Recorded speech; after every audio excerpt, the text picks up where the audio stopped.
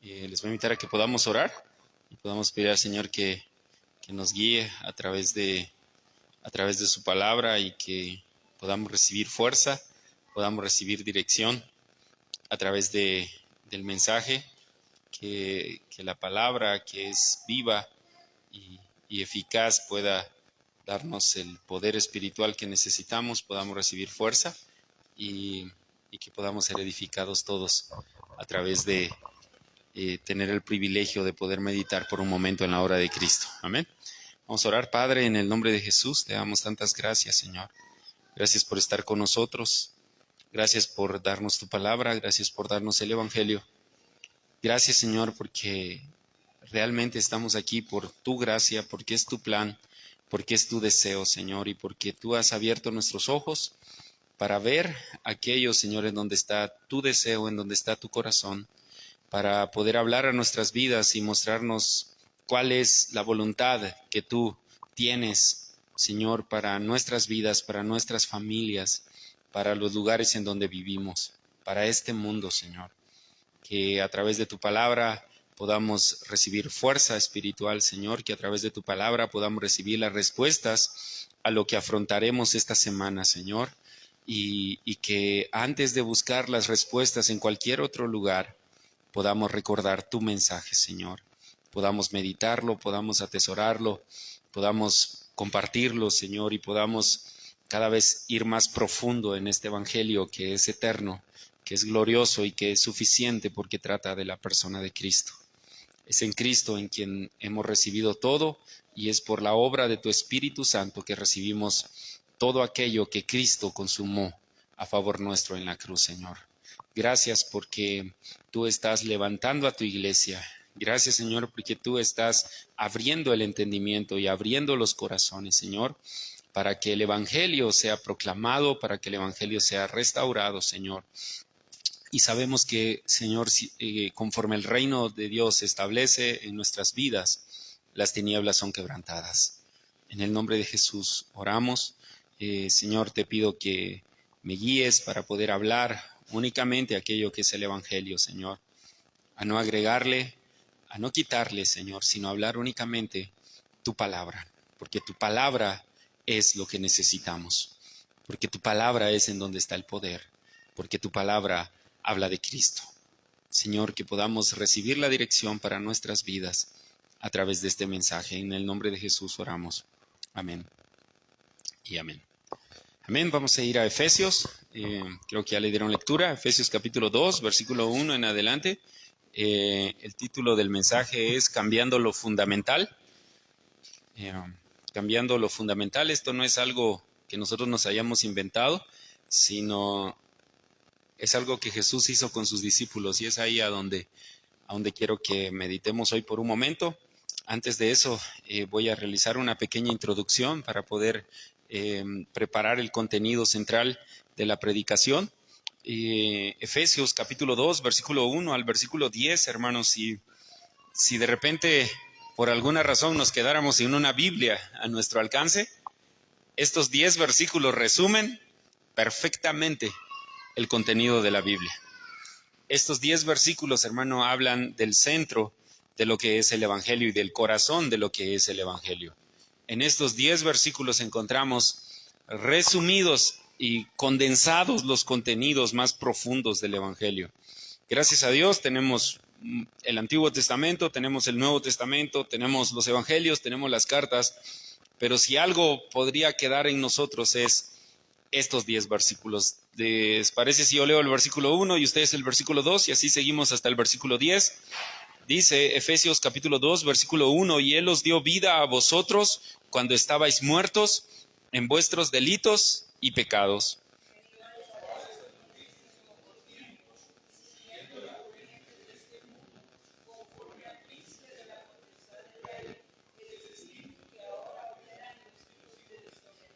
Entre los cuales también todos nosotros vivimos en otro tiempo, en los deseos de nuestra carne, haciendo la voluntad de la carne y de los pensamientos, y éramos por naturaleza hijos de ira, lo mismo que los demás.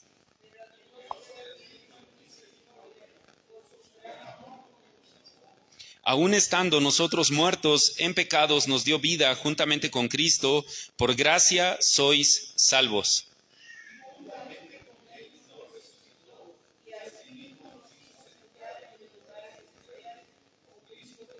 Para mostrar en los siglos venideros las abundantes riquezas de su gracia en su bondad para con nosotros en Cristo Jesús.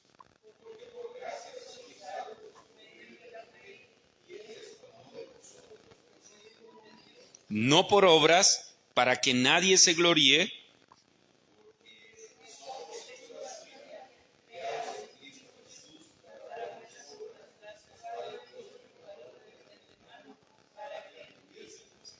amén. Esos 10 versículos, hermano, hablan claramente que todos teníamos un problema, no importa en dónde hayamos nacido, no importa qué teníamos o qué nos hacía falta, realmente, hermanos, todos estábamos muertos. Nuestra condición era la condición de una persona muerta.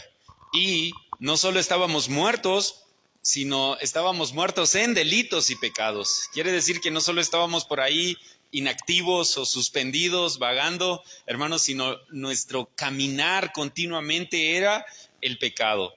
Y no solo estábamos muertos, sino estábamos vagando en el pecado, sino íbamos en la corriente del mundo. Imaginen un cuerpo sin vida que va en un río. ¿Qué puede hacer ese cuerpo para salir de ese río? Nada. ¿Ya?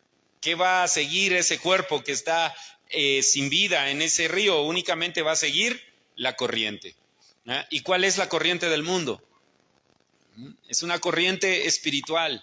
Es una corriente, hermanos, que la vemos a través de la educación, a través de la política, a través del entretenimiento y de muchas cosas que vemos en este mundo que tantas veces ni siquiera nos notamos y nos damos cuenta cómo es que nosotros muchas veces ya vamos en la corriente del mundo. Hermanos, ¿cómo es esta corriente? La corriente del mundo es muy simple. Le da gloria a todo menos a Dios. La corriente del mundo es muy simple. Está centrada en ti y no en Dios. Está centrada en que vivas únicamente para este mundo y no para el deseo de Dios. Está centrada en que alcances un éxito en donde en este mundo seas reconocido y no vivas para aquello que Dios dejó establecido que deberíamos de vivir en su palabra. La corriente del mundo, hermanos, aprueba todo lo que Dios desaprueba claramente en su palabra. No importa qué tan claro esté en la Biblia, la corriente del mundo, hermano, es un contrario totalmente a lo que la palabra de Dios avala y aprueba. Pero eso no es lo más trágico de todo.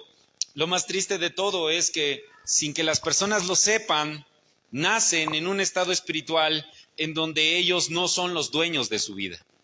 Ellos creen que son los dueños de su vida. Ellos creen que son los que van en este mundo tomando decisiones y haciendo muchas cosas, pero lo más trágico de todo es que las personas tienen un dueño y ese dueño es quien los guía. Ese dueño es quien provoca todas las circunstancias que vienen a su vida. Por eso las personas un día están bien y al otro día de repente todo es vacío, es soledad, es incertidumbre. No saben qué va a pasar en su futuro, no tienen seguridades de si murieran en ese día, a dónde van a ir.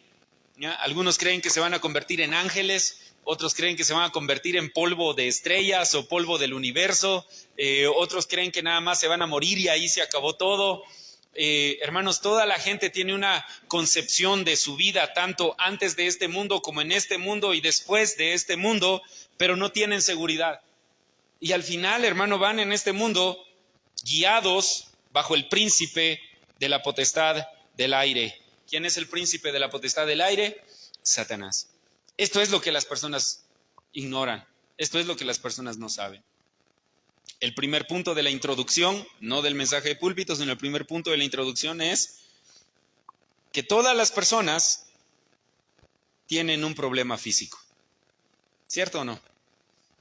Es un problema que se ve, es un problema que se percibe. Yo sé que tengo ese problema, las personas que viven alrededor mío saben que tengo ese problema. A veces esos problemas físicos son económicos, o son de salud, o son familiares, Realmente todos los problemas físicos se ven y se sienten, ¿ya? Duelen, son reales, no son imaginarios, están ahí.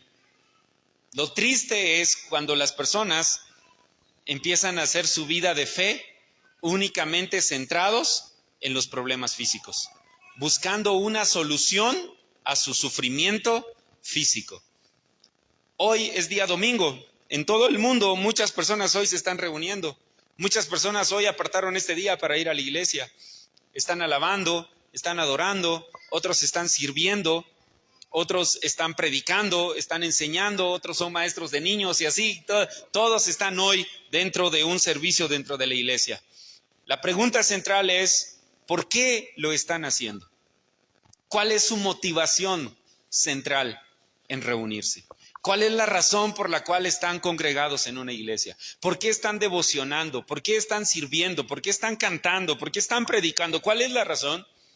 Lamentablemente, la mayoría de personas aún dentro de la iglesia van buscando una solución a su problema físico, ¿ya? Y eso no es malo, ¿ya? Buscar una solución a nuestro problema físico no es malo, ¿ya? De hecho, hermanos, Dios permite problemas físicos porque de lo contrario no lo buscaríamos. La mayoría de personas, hermano, llegamos a la iglesia porque teníamos un sufrimiento físico, sea el que fuera. Y Dios permite eso porque de lo contrario, hermano, ¿en dónde estaríamos? ¿Qué seguiríamos haciendo? Lo que veníamos haciendo durante toda nuestra vida. Pero Dios no quiere, hermanos, que únicamente veamos que Él es la solución a los problemas físicos. Porque el problema original de las personas no es su sufrimiento físico. Los sufrimientos físicos vienen de un sufrimiento o de un estado, ese es el punto 2 de la introducción, un estado emocional. Lo que está en su mente y lo que está en su corazón. ¿Por qué? Porque de acuerdo a lo que las personas tienen en su mente y en su corazón, así es como viven, así es como se sienten. Eso es lo que toman como solución a su sufrimiento. Quiero poner un ejemplo. No sé cómo esté aquí el asunto, pero algo que se ha vuelto muy común en México es el tema de las adicciones, ¿ya? En todas las edades, no importa la edad que tengan las personas, es un problema las adicciones. Y tarde o temprano, hermano, toda persona está expuesta a probar, a experimentar con alguna sustancia, con algún tipo de bebida, con algo, pero se han dado cuenta que no todos caen en las adicciones. Pero ¿quiénes son las personas que son más susceptibles a caer en ese tipo de cosas? Las personas que están sufriendo por algo emocional. Las personas que están atravesando por momentos en donde su dolor físico no les da descanso, no les da paz, no encuentran un poco de alivio al sufrimiento que traen. Algunos están pasando por etapas complicadas en su familia, otros están pasando por etapas complicadas en su matrimonio, con sus hijos, con el trabajo, con la economía o con la salud. ¿Por qué las personas caen en diferentes situaciones que les permiten encontrar un poco de alivio? Porque ellos, en su entendimiento, lo que piensan es esto: si yo tuviera un poquito más, sería feliz. ¿Ya? El que está enfermo, ¿qué diría? Si yo tuviera un poquito más de salud, con eso sería feliz. El que no tiene dinero dice, todos los problemas que tengo son porque no tengo dinero. Si tuviera un poquito más de dinero, sería feliz. ¿Ya? Si me dieran ese ascenso, es que lo que me trae mal en este mundo, en mi familia, en todas mis circunstancias, aún en mi carácter, es que no me dan el ascenso que necesito en mi trabajo. Porque si me dan ese puesto, de verdad, ahí voy a ser feliz, ahí la voy a armar. ¿Ya? El resultado de nuestros padecimientos físicos derivan de una condición que está en nuestra mente y en nuestras emociones.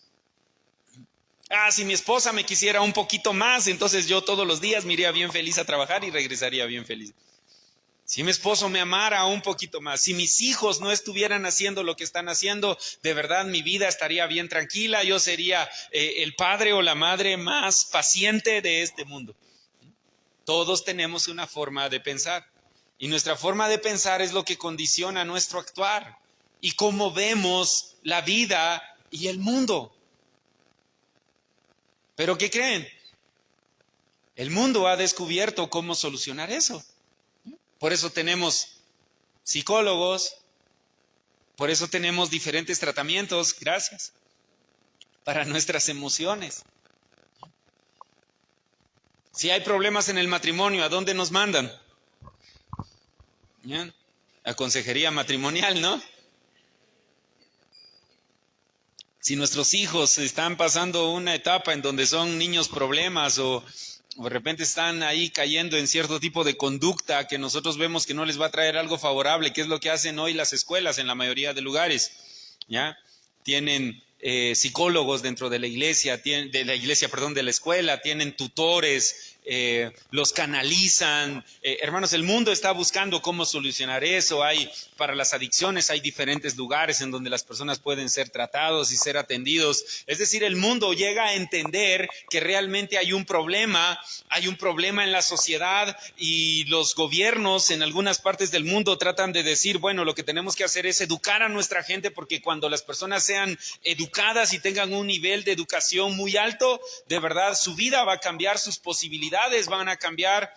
Hay otros que dicen busquemos la manera de erradicar y hacer ciudades seguras, ciudades en donde no haya violencia y se esfuerzan por eso. Hay otros que dicen no, la solución es darle dinero a la gente porque si la gente tiene dinero entonces no van a estar teniendo necesidad de robar y van a poder comprarse lo que quieran. Hermano, y así está el mundo con un montón de soluciones tratando de solucionar porque de algo que el mundo está consciente es que hay un problema.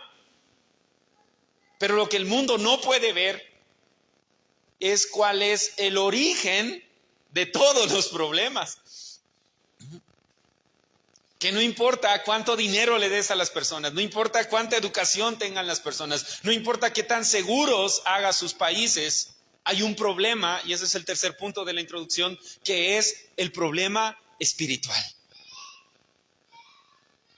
El problema físico y el problema mental o emocional es el resultado de un problema espiritual.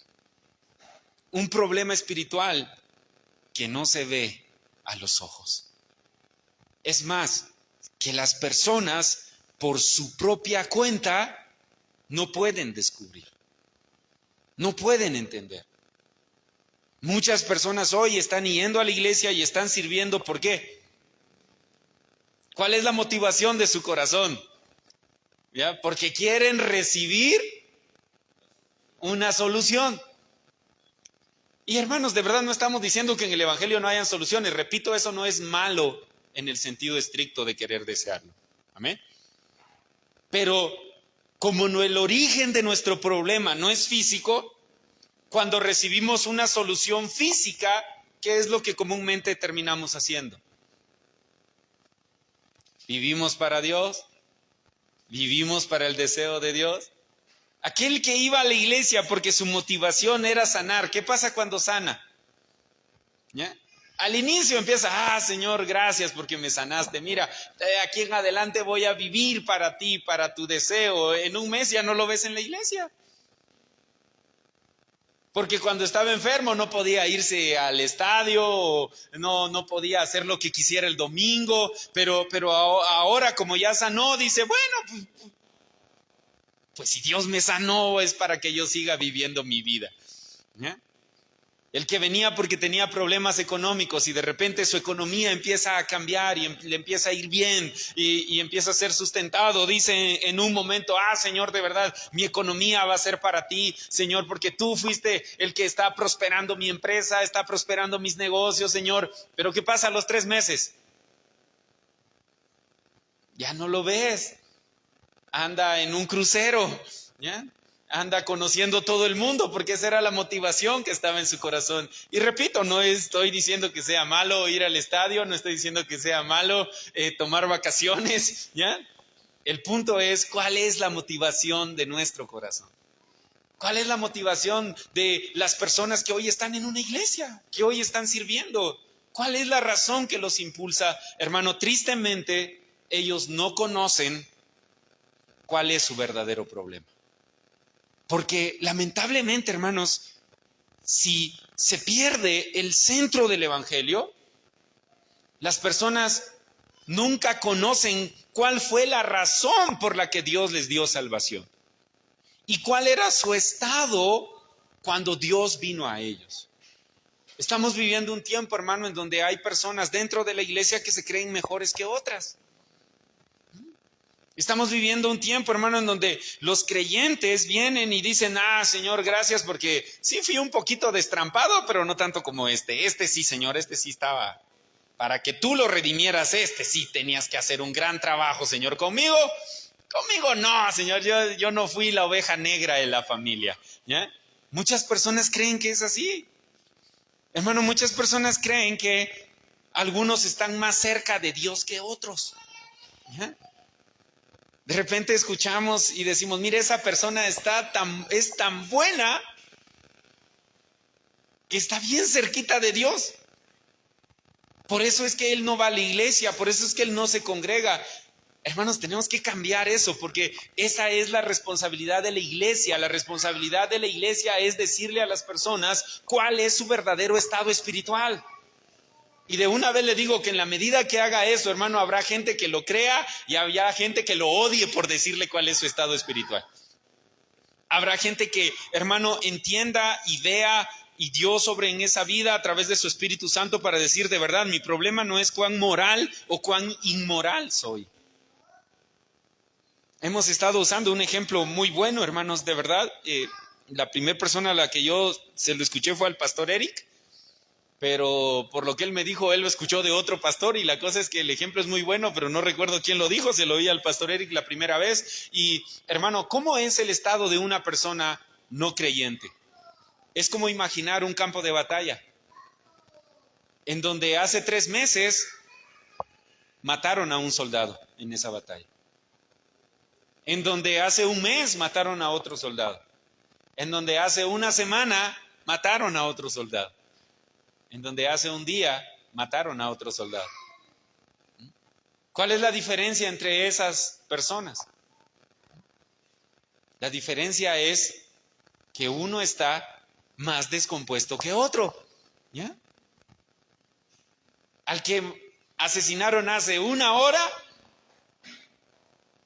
hermano, todavía no huele.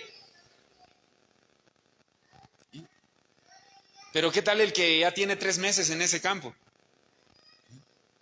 Eso es el mundo. El mundo, hermanos, la persona cuando no se ha encontrado con Cristo, es justamente eso. El estado de esos cadáveres que le estoy mencionando es el mismo. Todos están muertos. Pero ¿qué varía entre un muerto y otro muerto? Su estado de putrefacción. Eso es el mundo. Podríamos hablar de una persona que es moralmente aceptada por la sociedad. Busca la manera de ser un buen padre, o un buen esposo, un buen jefe, o un buen empleado. Busca la manera de ser una persona honorable dentro de la sociedad, de conducirse de una manera correcta, pero no cree en Cristo. Y por otro lado tenemos al peor secuestrador, al que secuestra y asesina y viola sin ningún tipo de remordimiento en su corazón. Y cuando nosotros vemos a esas dos personas, ¿quién creemos que necesita más a Dios? El entendimiento de la iglesia cuando pierde el evangelio es, ¿quién necesita más el evangelio? ¿El que está totalmente en una vida, hermano, descompuesta socialmente? ¿O el que no es tan malo? El que se ve bien, el que luce bien. ¿Quién lo necesita más? ambos. Porque si se mueren el mismo día, los dos van al mismo lugar. Y ese es el entendimiento que, hermano, tenemos que empezar a recibir y a compartir. Yo sé que ustedes lo tienen y lo han recibido. Pero ese es el mensaje que el mundo necesita, hermano, de una iglesia que no solo les hable de la solución a su problema físico, que no solo les hable de una solución a su problema mental o emocional, sino que les dé la respuesta para su verdadero problema. Su problema es espiritual y solo se puede arreglar de una manera: volviendo a Dios. Y solo hay una forma en que las personas pueden volver a Dios, es a través de la fe en Jesucristo. Conocer correctamente la obra de Jesucristo me permite vivir una vida segura. Me permite vivir seguro de mi salvación, seguro del perdón de mis pecados, seguro de mi santificación, seguro de mi victoria, seguro de mi eternidad. Eso no viene, hermano, de tener una vida religiosa. De hecho, mientras más religiosos somos, lo único que hacemos es caer en dos extremos. ¿Cómo conoce o cómo puede identificar usted a una persona que es religiosa en su estilo de vida? Solo vive en dos extremos. O está en el legalismo, en donde él se cree mejor que el resto de las personas porque hace más, porque sirve más, porque devociona más, porque ora más, porque lee más, porque predica más. Entonces él se cree mejor. O está siempre en el desánimo. Es que no puedo, es que sí quiero, pero ya me esforcé, ya lo intenté y no logro dar la talla. Por eso es que mejor ya ni voy, por eso es que mejor ya no sigo. Esa es la característica de la vida religiosa. ¿Por qué? Porque la vida religiosa no está centrada en la obra de Cristo. La vida religiosa está centrada en la persona, en lo que haces o en lo que dejas de hacer. Las personas tienen un problema espiritual. Tenemos que restaurar la verdadera razón por la cual vino Cristo. ¿Cuál es el problema fundamental de las personas? Están separadas de Dios. Están muertas. No solo están muertas, toda su vida está plagada de pecado. Nadie puede alcanzar por su propio esfuerzo el ser hallado justo delante de Dios. ¿Cuál es el entendimiento que la mayoría de las personas tienen de cuando van a ir al cielo? Cuando mueran y vayan al cielo. Porque si, hermanos, de verdad hagan ese ejercicio, sobre todo aquí en Guatemala, ese ejercicio debe salir, pero genial. ¿Ya? Pregúntenle a una persona, la que sea, no le digas eres evangélico, eres católico, mormón, lo que sea. ¿Ya? Dile, ¿eres una buena persona o eres una mala persona? ¿Qué respuesta va a obtener? ¿Ya? Mire, si está solo, lo que le va a decir es, claro que soy una buena persona. Si va acompañado de su esposa o de sus hijos, va a decir lo siguiente, pues no soy tan bueno. ¿Ya? Porque si dice que es bueno, ahí la esposa le mete un pellizco, ¿no? ¿Ya? O los hijos. ¿Ya? Va a decir, no soy tan bueno, pero tampoco soy tan malo. Si te murieras, ¿a dónde irías? ¿Cielo o infierno? ¿Ya? Si se encuentra alguna persona erudita de la Biblia, le va a decir un montón de cosas antes de decirle que se va a ir al cielo, porque ni esa seguridad tiene. Pero el punto es que la mayoría de personas le va a decir ¿a dónde se va a ir? De verdad, yo creo, hermano, que de 10 personas a las que le preguntáramos, hermano, de verdad lo dudo mucho en ese ejercicio, pero yo creo que ninguna diría que se va a ir al infierno. Si tú le preguntaras a cualquier persona en la calle a dónde se va, yo creo que de 10 te diría que van al cielo. ¿Y sabes por qué es eso? Porque ellos ignoran su estado espiritual. La mayoría de personas creen que van a llegar delante de Dios y llegar delante de Dios va a ser como una negociación, ¿ya? En donde por este lado van a estar nuestras buenas obras y por este lado todas nuestras malas obras. Y entonces Dios va a decir, bueno, mira, no fuiste tan buena persona, cometiste estos errores, pero si sumamos tus obras buenas y le restamos tus obras malas, pasas con 60. ¿Ya? Esa es la idea de las personas, ¿no? Muchos creen que para entrar al cielo se puede entrar raspado, decimos acá, ¿va? Si hay alguien de México es de panzazo, ¿ya? No sé cómo se diga en Colombia y en otros países, pero el punto es que aprobaste o ganaste el examen así, con 60 o con 6, según sea el rango de medición o de evaluación, ¿no? Hermanos, para ser aceptados por Dios se necesita ser declarados justos, no medio justos. ¿Y cuál es el estándar para ser aceptado por Dios? Un estándar que refleja la santidad de Dios, es el resumen de la ley de Dios, lo que conocemos como los 10 mandamientos. Los 10 mandamientos es un reflejo de la santidad y la perfección que hay en Dios. Y si alguien quisiera tener comunión con Dios, básicamente tendría que cubrir no 1, ni 2, ni 3, aunque son más de 600, pero básicamente resumidos en 10, tendría que cubrir todos, sin fallar en uno. Cualquiera podría decir, mire hermano, yo ahí tengo problemas con unos, pero no tengo problemas con todos. ¿Ya? Alguien podría decir, yo nunca he matado, hermano, yo de eso, mire, no, hermano, Dios me guarde y me libre y yo de asesinar a alguien, hermano, yo sería incapaz de eso. Bueno, está bien, si el Antiguo Testamento fuera lo único que tuviéramos en la Biblia, podríamos ponerle palomita o a alguien, ¿no? ¿Ya? Pero la Biblia no termina ahí, la Biblia tiene un Nuevo Testamento y Jesús nos metió a problemas a todos en Mateo capítulo 5 en adelante, en donde Jesús dice que si has odiado a alguien, ya eres culpable de asesinato. Entonces no solo es guardar la ley física o estricta, literal, sino también es guardar el sentido moral de esa ley. ¿Ya? Como que no mucho le gustó ese ejemplo, le pone otro más divertido. ¿Ya? No cometerás adulterio. ¿Ya?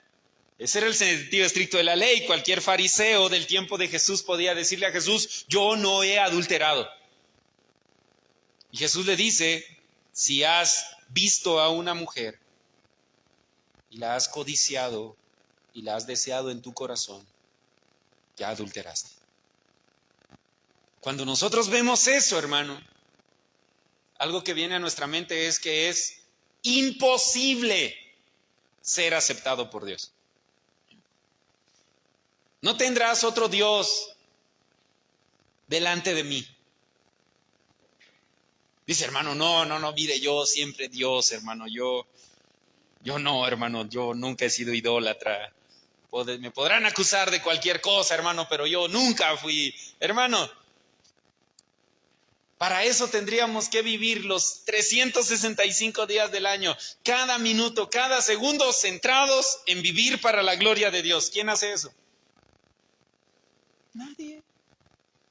No podemos. Y entonces lo que Jesús va a hacer con sus discípulos es que les va a mostrar, hermano, que es necesario cambiar lo fundamental en ellos. ¿Cuál era el valor que los discípulos tenían? ¿Cuál era el valor de los discípulos de Jesús? ¿En qué estaba su orgullo? ¿Qué era lo que ellos veían valioso? Primer punto del mensaje.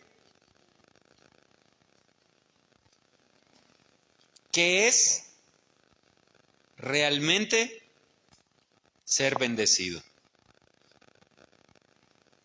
Primer punto del mensaje, ¿qué es realmente ser bendecido?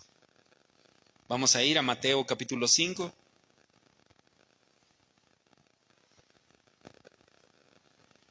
¿Qué es realmente ser bendecido? Pregúntele eso a cualquier cristiano promedio. ¿Ya? ¿Qué es ser bendecido por Dios? En palabras más bíblicas, ¿qué es ser bienaventurado? ¿Cuál es la mayor bendición para una persona en este mundo?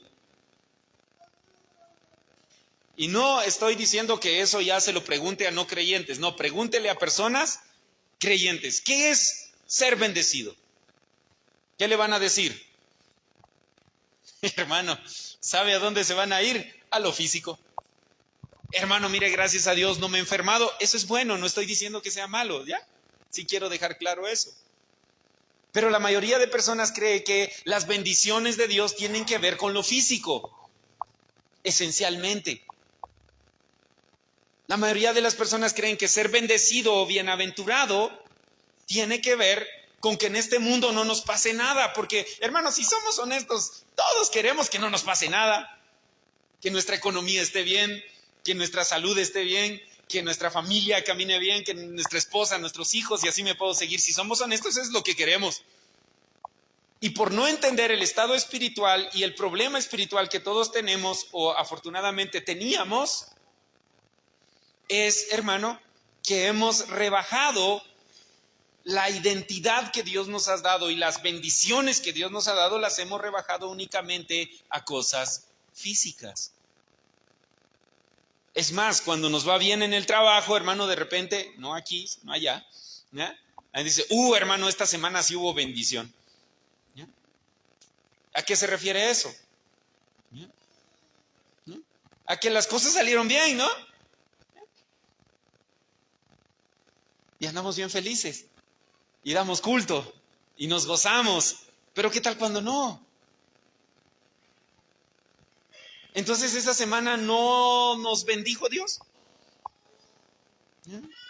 Cuando nos enfermamos, cuando pasan cosas, hermano, cosas que no esperamos, en nuestra familia, en nuestra salud, en nuestra economía, en nuestro matrimonio, con nuestros hijos. Entonces, cuando esas circunstancias físicas se mueven, Dios se descuidó un ratito y cuando volteó a ver, el ángel que había puesto a cuidarnos ya se había quedado dormido y dijo, ¡ay, ya te dieron un cristalazo en el carro! ¡No! ¿Ya? Eso es lo que Dios va a hacer con sus discípulos. Jesús, hermano, dije Dios, Jesús es Dios, pero la palabra correcta es Jesús. ¿Ya? Jesús es Dios, pero Jesús va a tomar a sus discípulos y los va a llevar por un recorrido en donde los va a ir entrenando para que sus ojos puedan ver qué es realmente ser bendecido, qué es realmente ser bienaventurado. ¿Por qué Jesús está haciendo esto, hermanos? Porque todos conocemos lo que dice Mateo 16:16, ¿verdad? ¿Ya? ¿Verdad que sí? La confesión de Pedro. Pero esa confesión, hermano, tiene un contenido. Y Jesús ha venido preparando a sus discípulos para llevarlos a ese punto. Los ha llevado por un entrenamiento en donde ellos tienen que desechar cosas. En donde ellos tienen que abrir sus ojos para poder ver qué es lo verdaderamente valioso. No lo podemos ver todo hoy, pero al menos quiero dejar 3 cosas en cada punto del mensaje de púlpito. La primera es, hermanos, ¿qué es realmente ser bendecido? ¿Qué es realmente ser bienaventurado? No voy a poder ver todas las bienaventuranzas, voy a ver la primera, Mateo capítulo 5, versículo 1. Viendo la multitud, subió al monte y sentándose vinieron a él sus discípulos. ¿Quiénes vinieron a él? Sus discípulos. Y abriendo su boca les enseñaba diciendo, bienaventurados los pobres en espíritu, porque de ellos es el reino de los cielos. Hermano, ¿qué bienaventuranza puede haber en ser pobre? Pobre de espíritu. ¿Por qué ser pobre en espíritu es una bienaventuranza? ¿Por qué, hermano, darnos cuenta de nuestra miseria espiritual es una bendición? ¿Quiénes eran, hermano, los religiosos de la época de Jesús? ¿Ya? Los fariseos, los escribas. Quiero hacerle la siguiente pregunta. ¿Ellos creían que eran pobres en espíritu? Cuando ellos se veían, ellos decían, qué miserable soy, qué hombre más desventurado soy. ¡No! Ellos, hermano, hasta alargaron los flecos de su vestidura, hermano, para verse más pavorreales. Hermano, en las esquinas, hermano, ayunaban, oraban, despeinados, no se lavaban la cara. Hermano, en las fiestas, en las reuniones, ellos eran los que buscaban los mejores asientos, los mejores privilegios. Cuando oraban, hermano, Jesús habló de la oración de un fariseo y un publicano. ¿Y qué está diciendo el fariseo? Dios, te doy gracias, porque no soy como este vil publicano. Ya lo de vil ya se lo agregué yo, pero ya. Yo,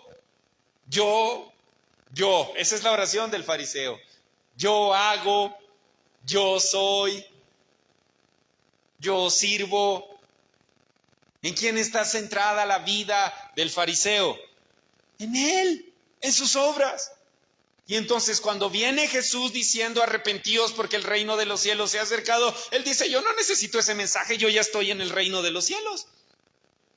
Yo vengo de Abraham, no soy cualquier gentil.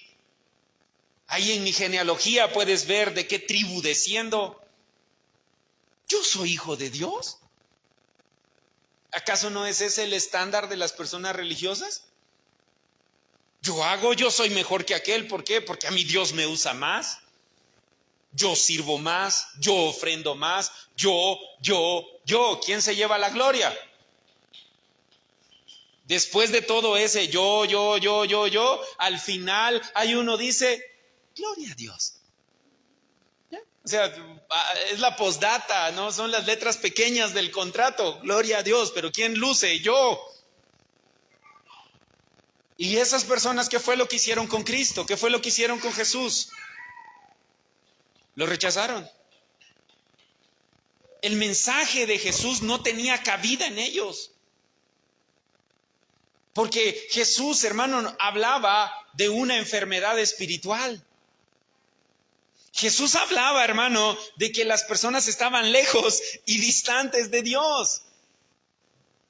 Jesús hablaba, hermano, que Él era el camino para volver a Dios, que Él era el pan que había descendido del cielo, que Él era la luz que, hermano, alumbra a las personas, que Él era la vida para los que estaban muertos, pero toda su religiosidad y toda su pompa y todo lo que ellos hacían les permitía, hermanos, estar centrados en ellos y no les permitía ver su miseria espiritual. Y déjame decirte, eso no ha cambiado hoy.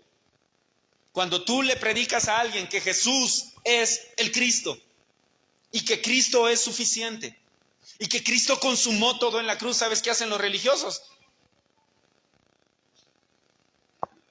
Eso ya lo sé. Dime algo nuevo.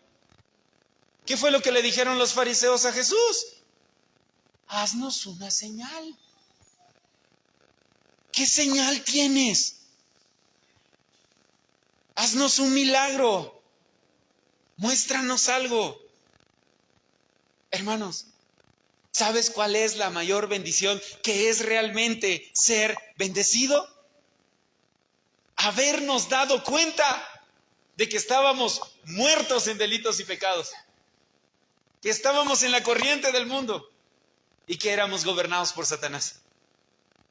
Y el día que nos predicaron el evangelio y nuestros ojos se abrieron, hermano, dijimos, de verdad soy el miserable, más miserable dentro de los miserables. Dejamos de ver lo que habíamos logrado.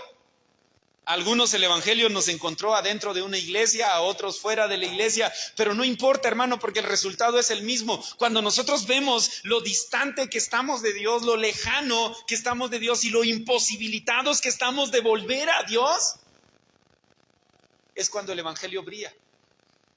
Es cuando la obra de Cristo brilla, cuando el mensaje del evangelio brilla como nunca antes. Por eso Jesús le está diciendo a sus discípulos qué es realmente ser bendecido. Porque déjeme decirle, hermano, que ser declarado hijo de Dios y haber entrado a formar parte del reino de Dios no depende de nada físico. No depende de si tenemos o no tenemos. No radica en si hoy me fue bien o me fue mal desde mi propio estándar. No tiene que ver con que, si mi salud está bien o está mal, o si la salud de mi familia está bien o está mal, si mi economía está bien o está mal. Hermano, tu estatus de hijo de Dios no se mueve para nada ni nunca va a cambiar. Por toda la eternidad eres hijo de Dios. Esa es de verdad la mayor bendición. La mayor bendición, hermanos, es que Dios está con nosotros. Si nosotros no cambiamos lo fundamental, hermano, van a haber días en donde nos vamos a levantar y vamos a decir, sí es posible la evangelización mundial, 237 naciones, 5,000 tribus, pero van a haber otros días en donde vamos a decir, no, hermano, es que no se puede, hermano, está bien difícil, mire, predico y nadie me cree y todos me tiran de loco y ya nadie me habla de mi familia, hermano. No, eso no cambia. Cuando nosotros nos damos cuenta, soy parte del reino de Dios. Dios es mi Padre. Él ha tomado responsabilidad de mi vida para siempre. Sea que me muera hoy o me muera en 20, 30, 40 años, mi vida le pertenece a Dios. Es lo que Jesús está haciendo con sus discípulos. Bienaventurados los pobres en espíritu. Hermano, qué bendición habernos dado cuenta que por nuestras obras jamás podríamos estar en paz con Dios.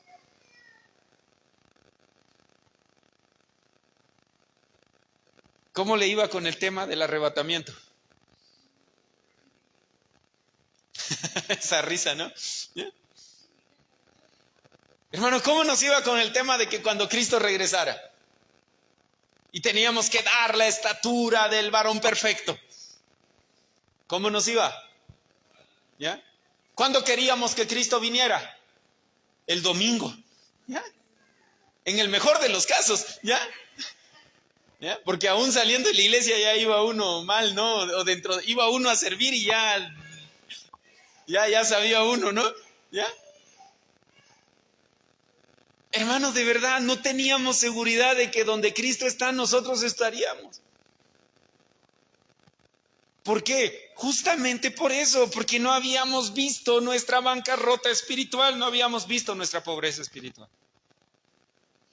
Por eso, hermano, qué bendición darnos cuenta que íbamos en este mundo sin Dios, sin esperanza. No importa cuánto hiciéramos, si no poníamos nuestra fe solamente en Cristo, si no nos dábamos cuenta, hermano, que estábamos muertos, que no habíamos hecho algo. Hermano, si lo dice claro, pero no lo podíamos ver, no por obras. Hermano, y si nosotros creíamos que habíamos hecho una obra para recibir salvación, fuera antes de este mundo o en este mundo, eso ya no es por gracia. Es lo que Pablo explica en su carta a los Romanos, capítulo 4, cuando está hablando de la fe de Abraham y dice, hermano, cuando a alguien por su trabajo le pagan un salario, ¿eso es gracia? No. Él trabajó, él hizo algo, ¿qué merece? ¿Ya? Nosotros por educación, cuando nos pagan en nuestro trabajo, nos depositan, decimos gracias, ¿verdad? Pero no deberíamos ni siquiera decir gracias. ¿Por qué? Porque para eso lo trabajaste, lo ganaste. Tú trabajas, te dan un salario. Tú haces algo y recibes una recompensa. Pero la Biblia dice en Efesios que es por gracia. Y la gracia en automático elimina las obras. No importa en dónde, en qué momento. Aunque hubiéramos puesto un 0.1% para ser salvos, para ser hijos de Dios, hermano, ya no es gracia. Pero hermano, dice la Biblia, por gracia sois salvos. ¿Por qué vimos nuestra bancarrota espiritual? Hermano, porque yo sí soy bien inteligente y cuando a mí me predicaron el evangelio, mire, yo de volada lo recibí. No, hermano, no es así. ¿Sabes por qué creímos el evangelio?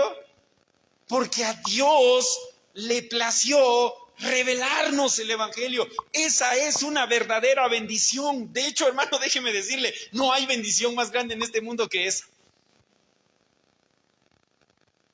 Porque si no, hermanos, seríamos de los que estaríamos delante de Dios el día que muriéramos creyendo que íbamos a hacer cuentas con Él.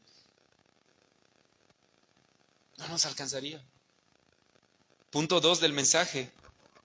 Si cambia lo que realmente es una bendición en mí, va a cambiar mi oración. Si cambia el valor de lo que es ser bienaventurado, en automático que va a cambiar mi oración. Vaya conmigo a Mateo capítulo 6.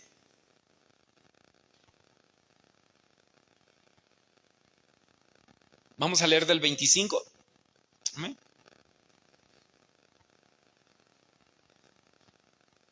Ahí me hacen señas cuando lleve 2 horas. No es cierto. ¿Ya? Mateo capítulo 6, versículo 25. Por tanto os digo, no os afanéis por vuestra vida, qué habéis de comer o qué habéis de beber, ni por vuestro cuerpo, qué habéis de vestir. ¿No es la vida más que el alimento y el cuerpo más que el vestido? El alimento y el vestido son cosas físicas, ¿verdad? ¿Y son necesarias? Sí, claro, son necesarias.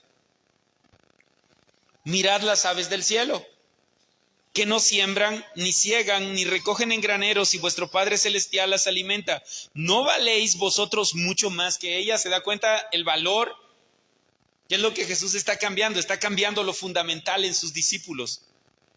Porque si cambia el valor de lo que es ser verdaderamente bendecidos, ellos se van a dar cuenta lo que representa ser hijo de Dios. Lo que representa estar dentro del reino de Dios. Y Jesús está llevándolos a esto, hermanos, porque les va a mostrar en unos versículos que la gente vive únicamente para esto.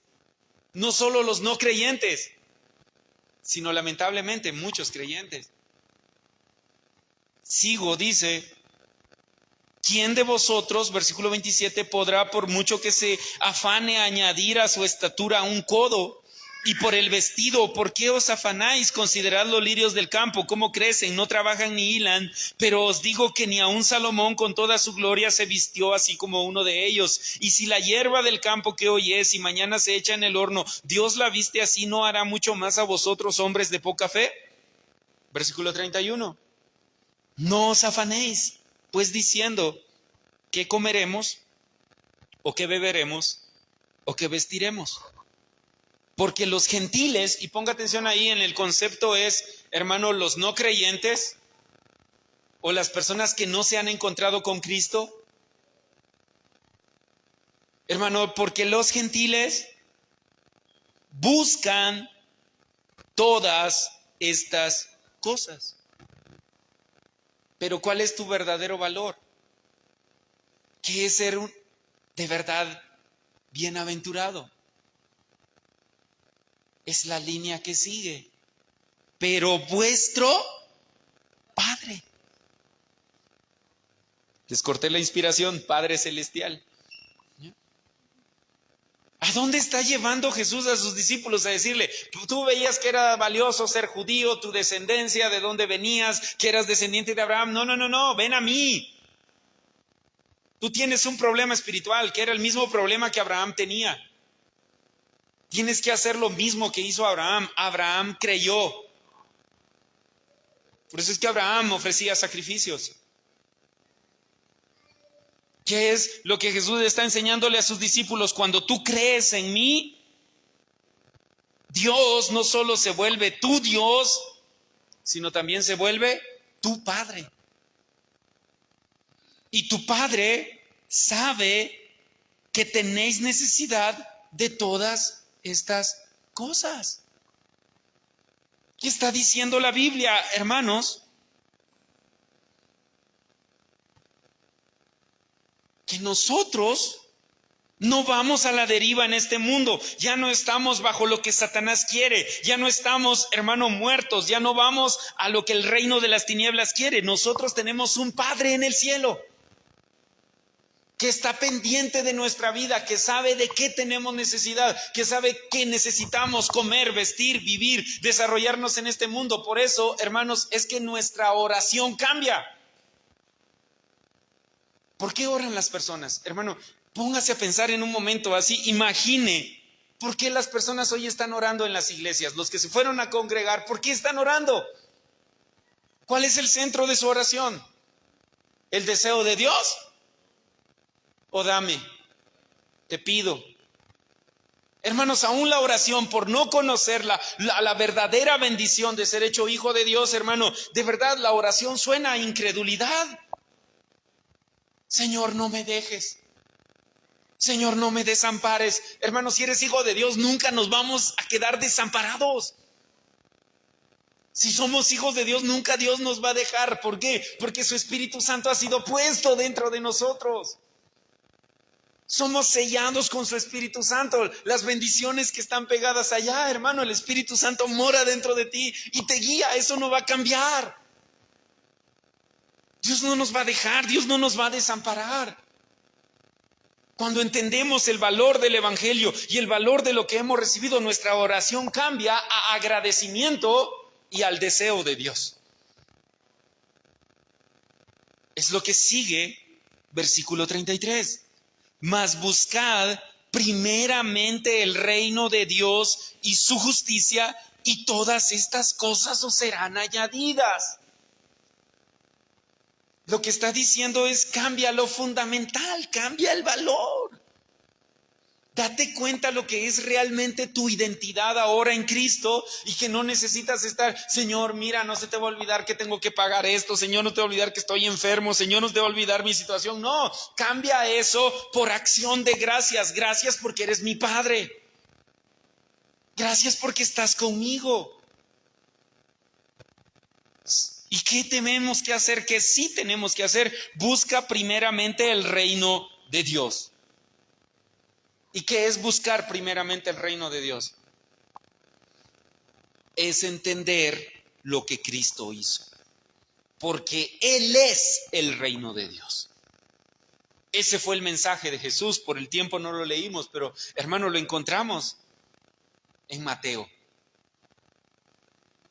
Desde que Jesús, hermano, fue al desierto tentado por Satanás y venció a Satanás, hermano, ató al hombre fuerte, Él empezó a predicar: arrepentíos, porque el reino de los cielos se ha acercado. Él es el reino de los cielos. Él es el reino de Dios.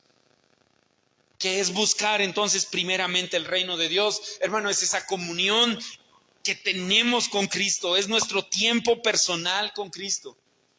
Y cuando sales a tu trabajo, cuando vas a la escuela, cuando estás en la casa, cuando estás con los hijos, cuando estás en cualquier lugar, tu mente está viendo el estado espiritual de las personas y tu oración es: Señor, que tu reino se establezca en este lugar. Que tu reino se establezca en mi familia. ¿Qué es lo que oramos o qué representa que el reino de Dios se establezca? Que la obra de Cristo tome lugar en donde estamos, en primer lugar en nuestra vida. Y de ahí va a correr a nuestra familia, hermano, porque déjame decirte que si el reino de Dios se establece, no importa cuán oscuras sean las tinieblas, se van a quebrantar. Eso es lo que está diciendo. Claro, tenemos problemas, repito, no estoy diciendo que nuestros problemas físicos sean imaginarios, los estemos inventando, no, pero tenemos que darnos cuenta que la respuesta es una respuesta espiritual y busca primero el reino de Dios. ¿Y qué más? Y su justicia. ¿Qué necesitas? En primer lugar, creer y disfrutar y experimentar, hermano, que si Dios nos hubiera dado su justicia, ¿sabes a dónde iríamos a parar todos? Al infierno. Y eso sería justo. Ese es un mensaje que choca hoy con las personas. ¿Y sabes por qué choca con las personas? Porque las personas no se creen malas delante de Dios. Las personas no se creen tan pecadoras delante de Dios. Por eso es que el Evangelio es algo opcional. Aún dentro de la iglesia, hablar de Cristo es algo opcional. ¿Por qué? Porque no soy tan malo. Hermanos, Romanos 3, versículo 9, todos estamos bajo pecado. No hay uno bueno, no hay uno justo. No hay quien busque a Dios. Cuando nosotros nos ponemos a pensar en esos pasajes, decimos: si Dios me aplica su justicia, estoy muerto. Pero gracias a Dios que la justicia de Cristo fue hecha, que la justicia de Dios se llevó a cabo en Cristo. Por Cristo soy declarado justo, por Cristo soy declarado justo delante de Dios. Eso es lo que dice Romanos 3, si quiere vayamos rápido, porque sé que el tiempo no se detiene. Romanos capítulo 3.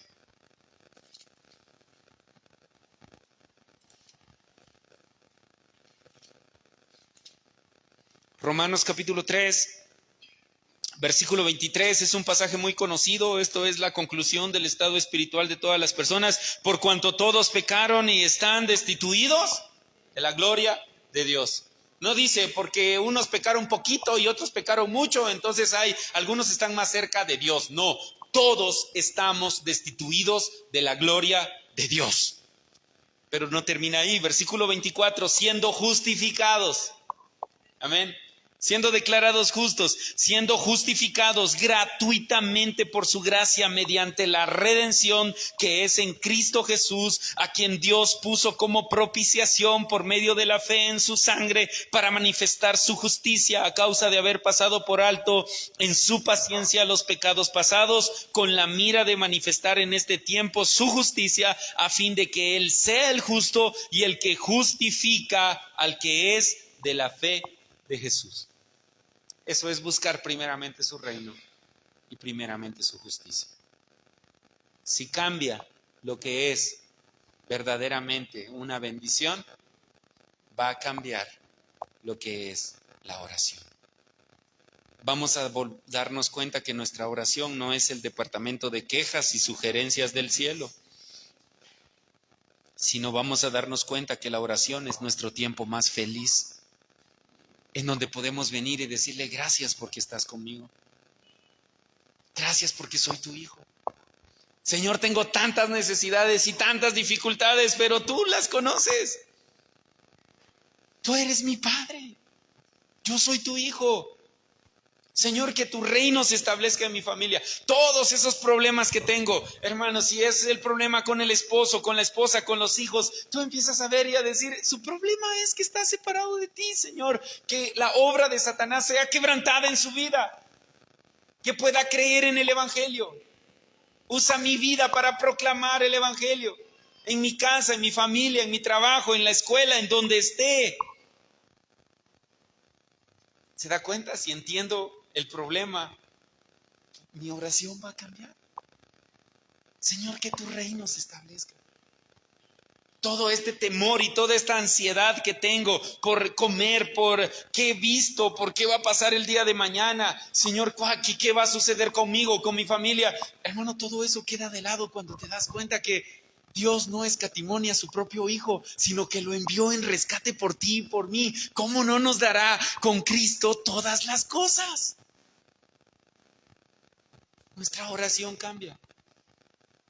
Y empezamos a ver el deseo de Dios. Y para terminar, punto 3, si lo que es una bendición verdadera cambia y cambia nuestra oración, también va a cambiar nuestra vida de fe.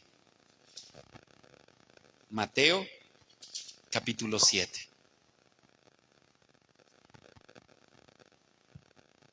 Mateo 7:3. Desde el 1 si quiere, para darle un poquito de contexto. Mateo 7:1. ¿De qué está llena nuestra vida? ¿Qué es lo que es más fácil? Lo que dice esa palabra, ¿no? La primera línea. No juzguéis. ¿Qué es lo que hacemos siempre, continuamente? Hermanos, de verdad, cuando no hemos tenido un evangelio, cuando nuestro entendimiento del evangelio no es claro, ¿cómo hacemos nuestra vida de fe?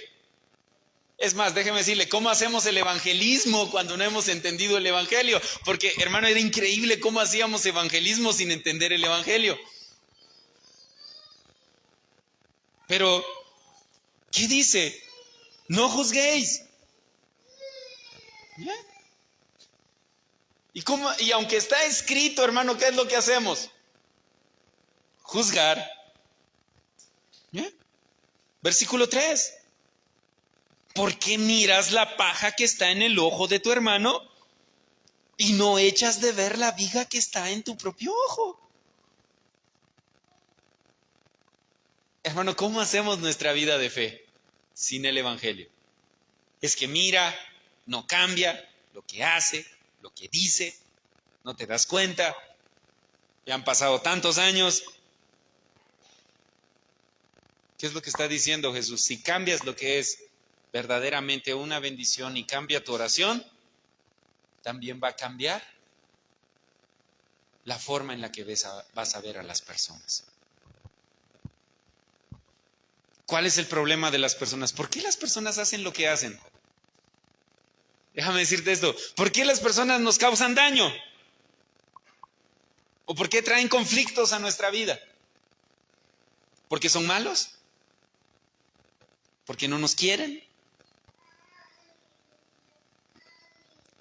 ¿O porque su dueño es Satanás? Hermanos, las personas que no se han encontrado con Cristo, aunque estén dentro de una iglesia, no tienen otra opción más que causar dolor. ¿Por qué? Porque una persona que no se ha encontrado con Cristo es infeliz. No tiene la respuesta a su vida. No sabe para qué vive.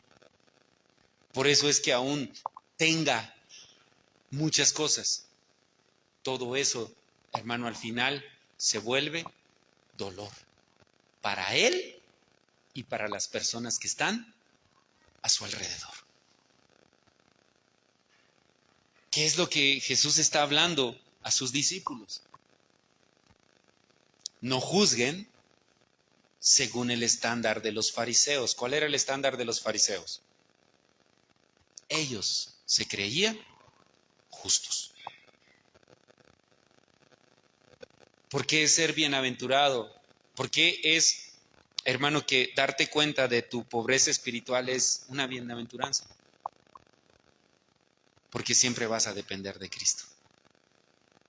Porque nunca te vas a apoyar en tu propia prudencia. No importa cuántas respuestas Dios te esté dando, nunca vas a ir al orgullo. Porque vas a saber que es por Él. Que es Él el que lo está haciendo. ¿Cómo tenemos que hacer nuestra vida de fe entonces? Versículo 24, 7:24. Cualquiera pues que me oye estas palabras y las hace, le compararé a un hombre prudente que edificó su casa sobre la roca. Descendió lluvia, vinieron ríos, soplaron vientos, golpearon contra aquella casa y no cayó porque estaba fundada sobre la roca. Pero cualquiera que me oye estas palabras y no las hace, le compararé a un hombre insensato que edificó su casa sobre la arena, y descendió lluvia, y vinieron ríos, y soplaron vientos, y dieron con ímpetu contra aquella casa, y cayó, y fue grande su ruina. Y cuando terminó Jesús estas palabras, la gente se admiraba de su doctrina, porque les enseñaba como quien tiene autoridad, no como los escribas. Hermanos, que este sea un tiempo en donde podamos ver realmente qué es una verdadera bendición. ¿Cuál es la mayor bendición que hemos recibido? Porque si vemos eso, va a cambiar nuestra oración. Cambiará nuestra oración a agradecimiento. La Biblia tendrá ejemplo de esto, ¿sí? ¿Se recuerda de Daniel? Cuando leemos Daniel, dice, y cuando Daniel supo del edicto, entró en su recámara, abrió las ventanas y oró con acción de gracias. ¿Cómo puedes orar con acción de gracias sabiendo que justamente por orar te van a matar? Solo alguien que ha entendido una verdadera bendición. Sus amigos, ¿cómo pudieron entrar al horno de fuego? ¿Sabe, oh rey, que nuestro Dios puede librarnos? Pero aún si no nos libra, Él sigue siendo nuestro Dios.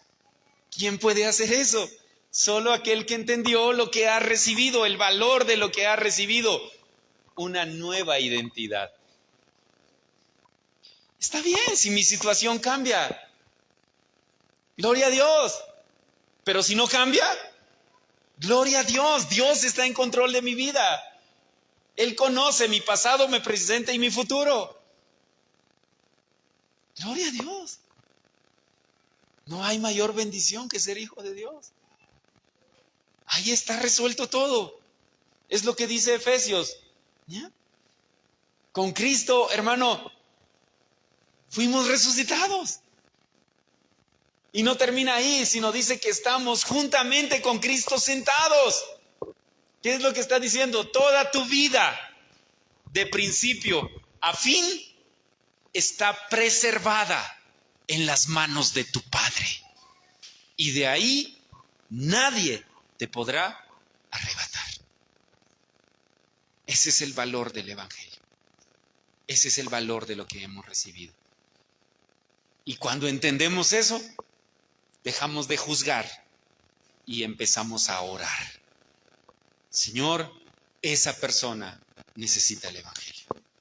Por eso es amargado, por eso es amargada, por eso no puede dejar de beber, por eso no puede dejar de drogarse, por eso no puede dejar de apostar, por eso, lo que sea, por eso no puede dejar de ser peleonero.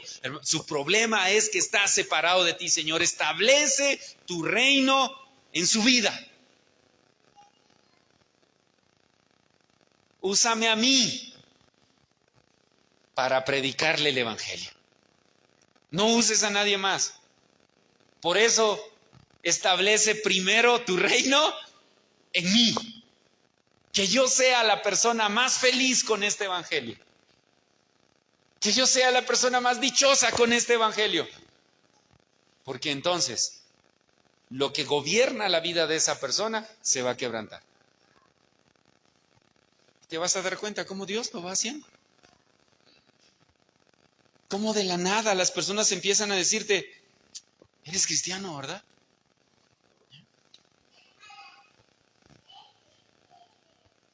Fíjate que tengo este problema.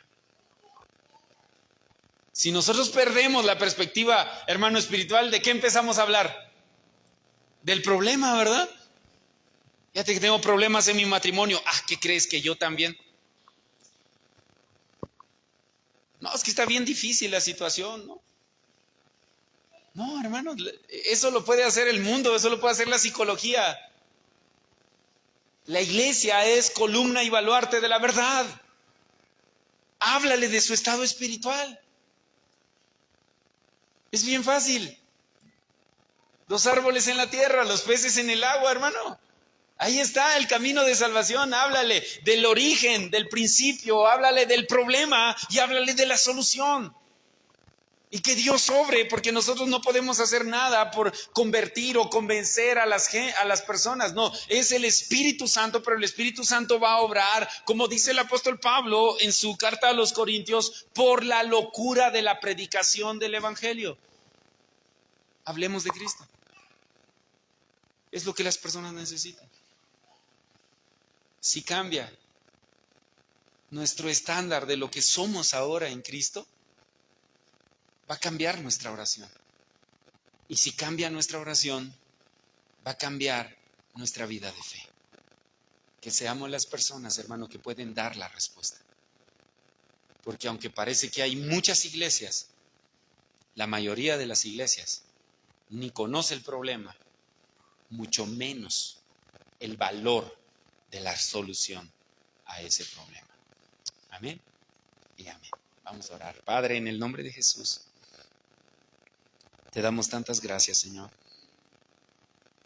En primer lugar, gracias por habernos revelado el Evangelio. Señor, no podíamos hacerlo por nuestra cuenta.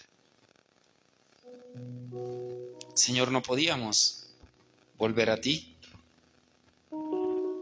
Señor, algunos creíamos que éramos buenas personas, pero era desde nuestra propia perspectiva. Señor, hoy estamos viviendo en un tiempo en donde Satanás se ha encargado de que desde los púlpitos, desde las iglesias, el Evangelio esté diluido.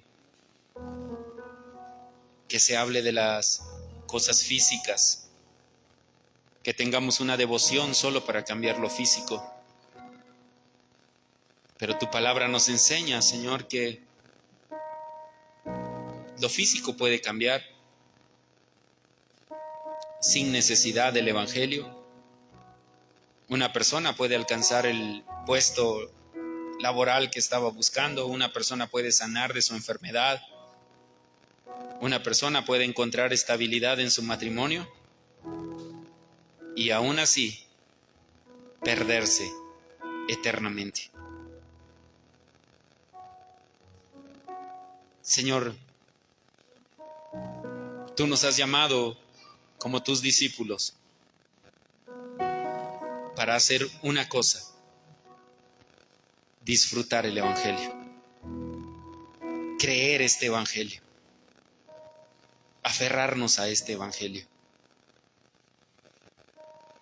poner toda nuestra esperanza, toda nuestra confianza en lo que Cristo consumó en la cruz. En Cristo hemos recibido toda bendición espiritual.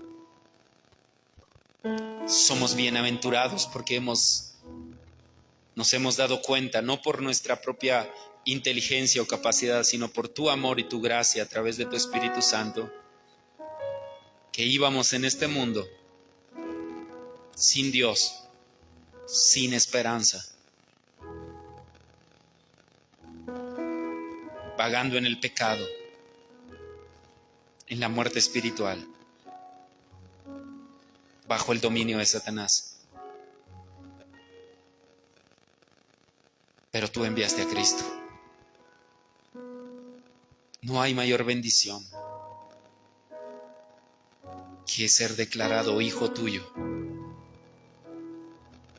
Eso cambia nuestra identidad para siempre. De hijos del diablo a hijos tuyos.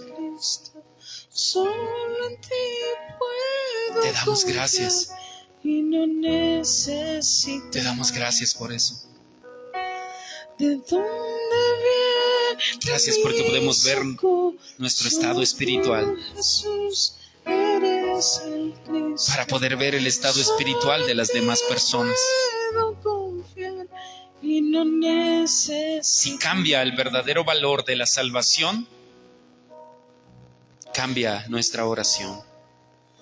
¿Dónde puedo encontrar? Y si cambia nuestra oración,